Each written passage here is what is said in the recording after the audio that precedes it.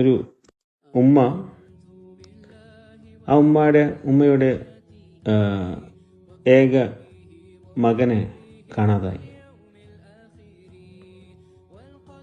ഒരിക്കൽ പുറത്തേക്ക് പോയപ്പോൾ ആൾക്കൂട്ടത്തിൽ വെച്ച് സ്വന്തം കുഞ്ഞിനെ കാണാതായ ഉമ്മയുടെ അവസ്ഥ ഒന്ന് ആലോചിച്ച് നോക്കാം. ആ ഉമ്മ കുഞ്ഞിന് വേണ്ടി എല്ലാ സ്ഥലത്തും തിരയുന്നു, വേവലാതിപ്പെടുന്നു. പെട്ടെന്ന് എവിടെ നിന്നോ ഒരു അപരിചിതനായ മനുഷ്യൻ ആ കുഞ്ഞിനെ ഉമ്മയിലേക്ക് അടുപ്പിക്കുന്നു. ആ ഉമ്മയ്ക്ക് എത്രമാത്രം സന്തോഷം ഉണ്ടാവും ആ മനുഷ്യനോട്. എന്നതുപോലെ ഇന്ന് ഈ ലോകത്ത് സൃഷ്ടികളായ മഖ്ലൂക്കുകൾ അള്ളാഹുലേക്കുള്ള വഴി മറന്ന് എല്ലാവരും ആകെ ലോസ്റ്റായിട്ടാണുള്ളത്. അവർക്ക് വഴി അറിയാതെ അവർ പരസ്പരം വഴിതെറ്റി നടക്കുകയാണ്. അവർ ഈ ദുനിയാവിൽ കംപ്ലീറ്റ് ലോസ്റ്റായി പോയിരിക്കുകയാണ്. അത്തരം സൃഷ്ടികളെ അള്ളാഹുവിൽ നിന്ന് പരിപൂർണമായി വിട്ടുപിരിഞ്ഞ് ജീവിക്കുന്ന സൃഷ്ടികളെ അള്ളാഹുവിലേക്ക് അടുപ്പിക്കുമ്പോൾ അള്ളാഹുവിന് എത്രമാത്രം നമ്മളോട് സന്തോഷം ഉണ്ടാവും. ഈ ഉമ്മ ഈ സ്വന്തം കുഞ്ഞിനെ കാണാതായപ്പോൾ കുഞ്ഞിനെ ലഭിച്ച സന്തോഷത്തിനേക്കാളും ഒരുപാട് സന്തോഷം അള്ളാഹുവിന് അവൻ്റെ സൃഷ്ടി അവനിൽ നിന്ന് കാണാതായി ദൂരെ പോയപ്പോൾ വേറൊരാൾ അള്ളാഹുലേക്ക് അവനെ അടുപ്പിക്കണമെങ്കിൽ അള്ളാഹുവിന് എത്രമാത്രം സന്തോഷം ഉണ്ടാവും.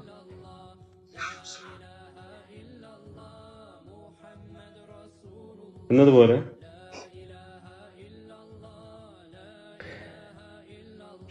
നമ്മൾ അള്ളാഹുലേക്ക് അത്തരം വഴിതെറ്റി നടക്കുന്ന സൃഷ്ടികളെ സൃഷ്ടാവിലേക്ക് അടുപ്പിക്കുമ്പോൾ സൃഷ്ടാവിന് നമ്മളോട് എത്രമാത്രം സന്തോഷം ഉണ്ടാവും.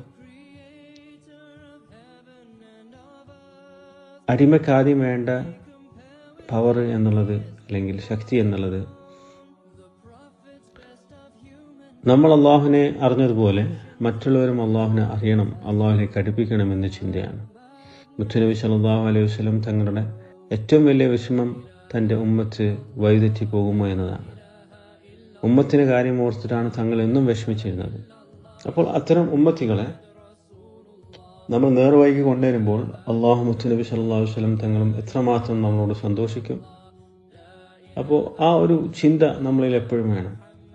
എപ്പോഴും ഞാൻ നന്നായാൽ മതി, മറ്റുള്ളവർ എന്തെങ്കിലും ആയിക്കോട്ടെ എന്നുള്ള ബോധം ഉണ്ടാവാൻ പാടില്ല.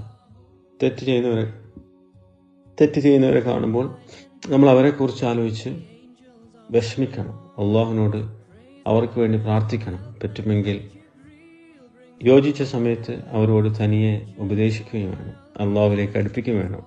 നമ്മളെല്ലാവരും ജോലി അള്ളാഹുവിനെ അറിയുകയും മറ്റുള്ളവരെ അള്ളാഹുവിനെ കുറിച്ച് അറിയിക്കുകയും ചെയ്യുക എന്നതാണ്.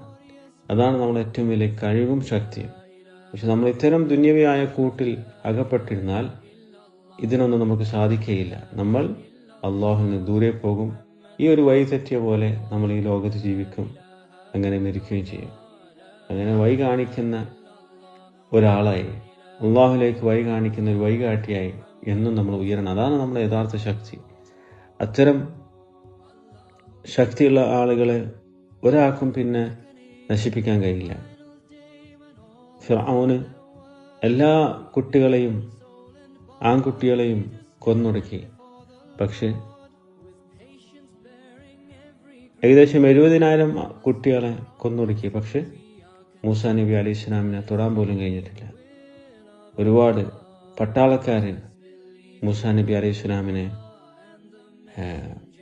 വധിക്കാൻ വേണ്ടി നടന്നെങ്കിലും അവർക്ക് മൂസാ നബി അലൈഹി സ്വലാമിനെ തൊടാൻ കഴിഞ്ഞില്ല. കാരണം മൂസാ നബി അലൈഹി സ്വലാം അള്ളാഹുവിനെ അറിഞ്ഞ പ്രവാചകനും അള്ളാഹുവിനെ കുറിച്ച് അറിയിക്കാൻ വേണ്ടി വന്ന പ്രവാചകനും കൂടിയാണ്.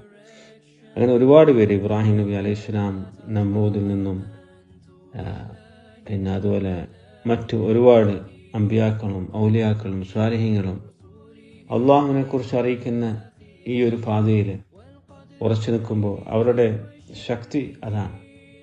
ഒരാൾക്കും അവരെ ഒന്നും ചെയ്യാൻ കഴിയില്ല.